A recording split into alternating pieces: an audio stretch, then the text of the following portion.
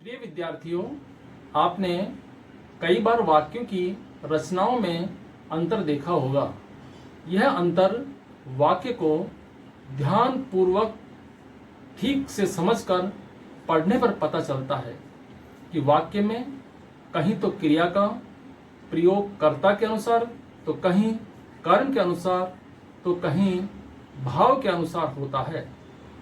जब हमको इस बारे में जानकारी हो जाती है कि क्रिया का प्रयोग किसके अनुसार प्रयुक्त हुआ है, तो हम इस प्रकार के क्रिया के प्रयोग को वाच्य कहते हैं। तो आइए आज हम इसी वाच्य को विस्तार पूर्वक पढ़ते हैं। सबसे पहले वाच्य की परिभाषा। वाच्य का शाब्दिक अर्थ होता है बोलने का विषय। क्रिया के जिस रूप से यह पता चले कि वह वाक्य में कर्ता के अनुसार या कर्म के अनुसार अथवा भाव के अनुसार आखिरकार किसके अनुसार प्रयुक्त की गई है, क्रिया के इसी संबंध को वाच्य कहते हैं। वाच्य को हम हिंदी में 3 भागों में विभक्त करते हैं, अतः इसके 3 भेद होते हैं। पहला कर्तृवाच्य, दूसरा कर्मवाच्य, तीसरा भाववाच्य। कर्तृवाच्य में कर्ता अर्थात क्रिया को करने वाला ही प्रधान होता है। इसमें क्रिया कर्ता के लिंग और वचन के अनुसार प्रयुक्त की जाती है। कर्तृवाच्य में क्रिया सकर्मक या अकर्मक कोई भी हो सकती है। कर्ता के साथ से, द्वारा या के द्वारा परसर्ग का प्रयोग कभी नहीं किया जाता है। जैसे बच्चा दूध पीता है, शिक्षक पढ़ाते हैं, राधे पत्र लिखता है, पूजा बाजार जाती है, पक्षी आकाश में उड़ते हैं, वह पुस्तक पढ़ता है। उपर्युक्त वाक्यों में बच्चा, शिक्षक, राधे, पूजा, पक्षी और वह कर्ता हैं और इनके द्वारा की गई क्रियाएं क्रमशः पीता है, पढ़ाते हैं, लिखता है, जाती है, उड़ते हैं तथा पढ़ता है प्रयोग की गई हैं। ये कर्ता के लिंग वचन के अनुसार प्रयुक्त हुई हैं, अतः ये सभी वाक्य कर्तृवाच्य हैं। कर्मवाच्य में सभी क्रियाएं कर्म के अनुसार प्रयुक्त होती हैं तथा कर्ता प्रधान न होकर कर्म प्रधान होता है। वाक्य में प्रयुक्त क्रिया कर्म के लिंग तथा वचन के अनुसार परिवर्तित होती है। जैसे शिक्षक के द्वारा पाठ पढ़ाया जाता है, मेरे द्वारा पुस्तक पढ़ी जाती है, मुझसे फल खाया जाता है, हलवाई के द्वारा जलेबी बनाई जाती है, बच्चे के द्वारा दूध पिया जा रहा है, नौकरानी द्वारा कपड़े धोए गए। इन उपर्युक्त वाक्यों में पाठ, पुस्तक, फल, जलेबी, दूध व कपड़े कर्म हैं और इन वाक्यों में क्रिया का रूप कर्म के लिंग, पुरुष और वचन के अनुसार ही बदलता है। यहाँ हम इन वाक्यों में देखते हैं कि कर्मवाच्य केवल सकर्मक क्रिया से ही बनते हैं, क्योंकि इनमें कर्म प्रधान होता है। कर्मवाच्य में कर्ता का होना अनिवार्य नहीं है, परंतु यह भी सत्य है कि कर्ता के बिना क्रिया नहीं होती। अतः कर्ता कई बार अप्रत्यक्ष रूप में हो सकता है। इसके कुछ उदाहरण इस प्रकार हैं, जैसे जंगल काटे गए, नहरें खोदी गई, खाना खाया गया इत्यादि। उपर्युक्त सभी वाक्य ऐसे हैं जिनमें क्रियाएं हुई हैं और ये सभी क्रियाएं किसी न किसी कर्ता के द्वारा अवश्य संपन्न की गई हैं। अतः यहाँ कर्ता अप्रत्यक्ष है।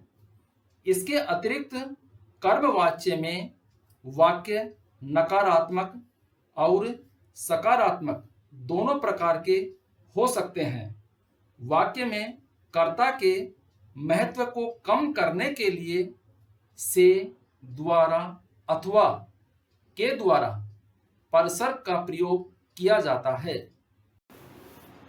भाववाच्य क्रिया के जिस रूप से यह ज्ञात हो कि क्रिया के कार्य का मुख्य विषय भाव है, अर्थात भाववाच्य में कर्ता और कर्म की अपेक्षा भाव प्रधान होता है।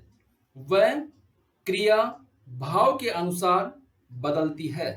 जैसे मानसी से पढ़ा नहीं जाता, नानी से दिन में सोया नहीं जाता, क्या तुमसे नहीं भागा जाएगा, मुझसे चला नहीं जाता, उससे गाया नहीं जाता।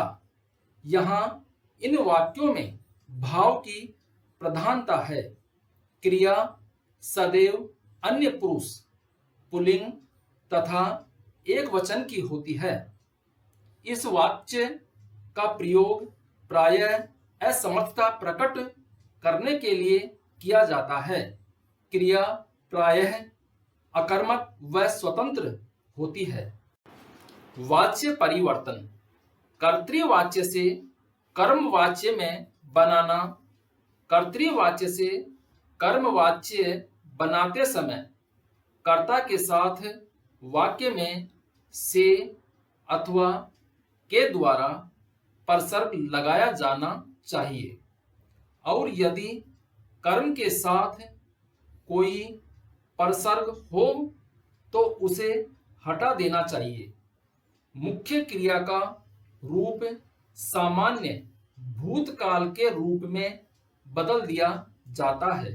जैसे कर्तृवाच्य है, नानी ने कहानी सुनाई, तो इसका कर्मवाच्य होगा, नानी के द्वारा कहानी सुनाई गई। इसी प्रकार अन्य उदाहरण हो सकते हैं। बच्चे शांत नहीं रहते, बच्चों से शांत नहीं रहा जाता। लड़के ने पत्र पढ़ा था, लड़के द्वारा पत्र पढ़ा गया था।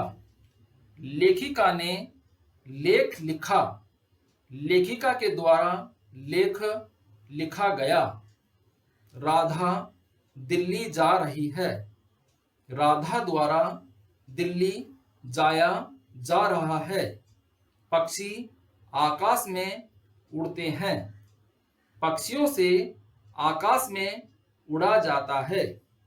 पुलिस चोर पकड़ती है, पुलिस के द्वारा चोर पकड़ा जाता है।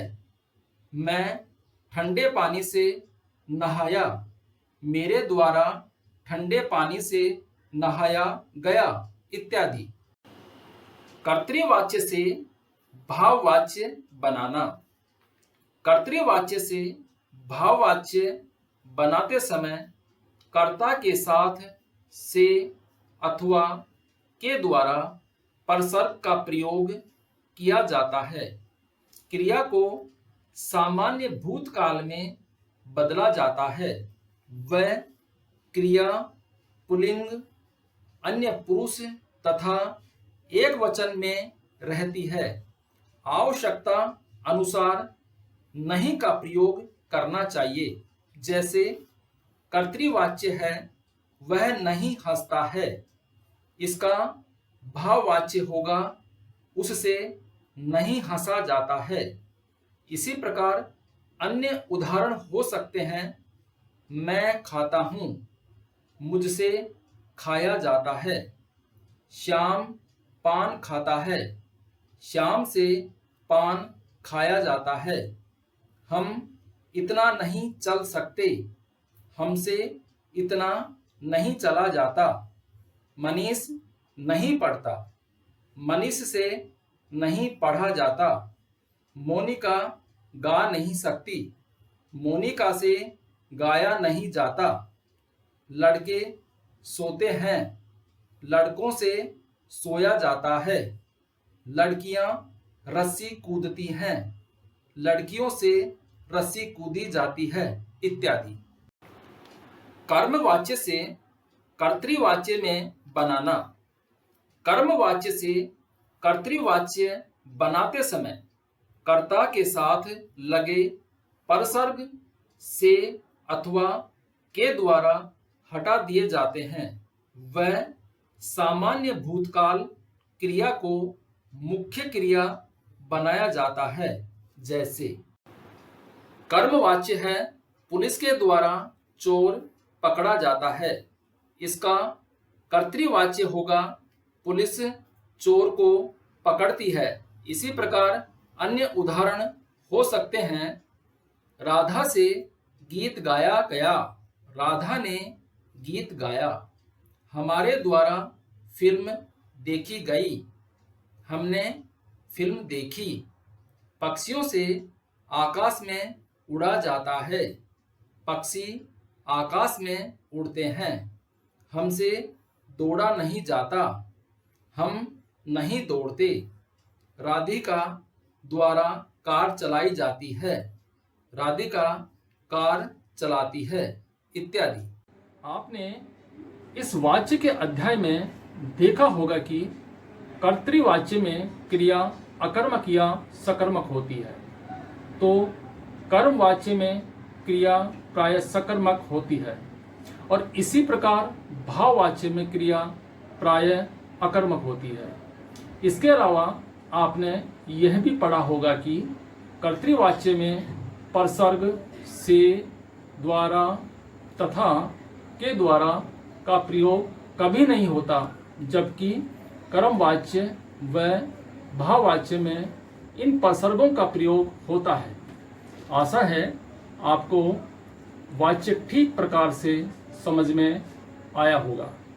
अब आप इस वीडियो को लाइक व सब्सक्राइब करना न भूलें। जय हिंद, जय भारत।